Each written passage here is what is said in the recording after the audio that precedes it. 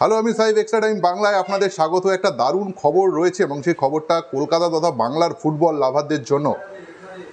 কয়েক বছর আগে ব্রাইট এনোভাকারে এই নামটি ম্রিয়মান ইস্টবেঙ্গল দলের সবচেয়ে উজ্জ্বল ছিল, কেননা এফসি গোয়ার বিরুদ্ধে সেই একজন দুজন তিনজন চারজনকে কাটিয়ে যে অনবদ্য গোল, আজও সেটা আইএসএলের ইতিহাসে এই গোলটি একটা বিজ্ঞাপনের মতো। এই গোলটি যে কোনো ফুটবলারের একটা স্বপ্নের মতো, এবং যে দলের হয়ে তিনি এই গোলটি করেছেন সেই দলের কাছে সবসময় তিনি আদরের ধন হয়ে থাকবেন। ব্রাইট এনোভাকারে একটা ব্যর্থ ইস্টবেঙ্গলের সিজনে তিনি এমন একটি গোল করেছিলেন যেটি এখনও পর্যন্ত মনের মণিকোঠায় রয়েছে, আপামর লাল হলুদ সমর্থকদের মনের মণিকোঠায় রয়েছে। শুধু ইস্টবেঙ্গল সমর্থক বললে ভুল হবে, গোটা ভারতবর্ষে যারা ফুটবল লাভার তারা ব্রাইট এনোভাকারে শুধু এই গোলটির মাধ্যমে চেনেন। এই গোলটি ইজ ইকুয়াল টু ব্রাইট এনোভাকারে। এবং তার পরবর্তীকালে ইস্টবেঙ্গল কিন্তু আইএসএলে যে লিগ শেষ হয়েছে যতবারই, তাদের কিন্তু অবস্থান খুব একটা ভালো কখনো ছিল না, 9, 10, 11 এরকম জায়গায় ঘুরতে হয়েছে। কিন্তু প্রতিবারই সিজন যখন আসে এবং দলবদলের মরশুম যখন আসে, তখন ব্রাইট এনোভাকারেকে কি পাওয়া যাবে, ব্রাইট এনোভাকারেকে কি নিয়ে আসা যায়, এমনই নানান প্রশ্ন উঠে আসাটাও খুব স্বাভাবিক।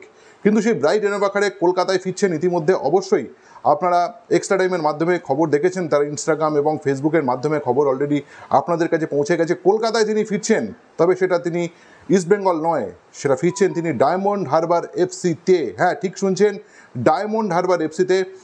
ডায়মন্ড হারবার এফসি এবছর আই লিগ দ্বিতীয় ডিভিশনের চ্যাম্পিয়ন হয়ে তারা আই লিগে এসেছে, এবং কলকাতার আরও একটি দল আই লিগে, গত মরশুমে কিন্তু আই লিগে কলকাতার কোনো দল ছিল না। এবং ডায়মন্ড হারবার এফসিতে এই ব্রাইট এনোভাকারে কিন্তু প্রথম বিদেশি হিসেবে নথিভুক্ত হতে চলেছে, এবং এই ব্রাইট এনোভাকারেরকে নিয়েই কিন্তু দল সাজাবেন কোচ কিবু ভিকুনা এবং ডায়মন্ড হারবার এফসির ম্যানেজমেন্ট। তারা দীর্ঘদিন ধরে ব্রাইট এনোভাকারেকে খুব ট্রাই করছিল, ব্রাইট এনোভাকারের সঙ্গে নানানভাবে কথা বলার চেষ্টা করছিল তিনি আদৌ খেলার মতো জায়গা আছেন কিনা।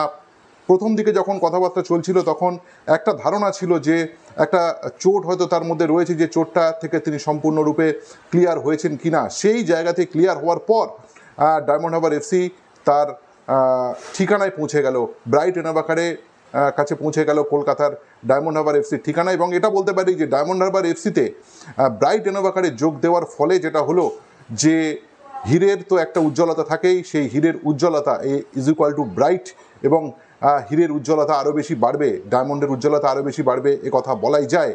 এবং দল বদলে, আই লিগের দল বদলে কিন্তু ডায়মন্ড হারবার এফসি বোধহয় সবচেয়ে বড় চমক দিল, এবং আইএসএলের একজন স্টার ফুটবলারকে তারা কিন্তু এইভাবেই দলে ভেড়ালো, এবং যার ইতিমধ্যেই কলকাতায় হিউজ একটা ফ্যান ফলোয়ার্স রয়েছে। সেই ব্রাইট এনোভাকারেকে নেওয়ার জন্য ডায়মন্ড হারবার এফসি যে পরিমাণে কসরত করলো, তাতে এটা বলা যায় যে বয়স তাদের 3 হলেও তাদের কিন্তু অভিজ্ঞতা কিন্তু দীর্ঘ, এবং তারা কিন্তু লম্বা রেসের ঘোড়া। এবং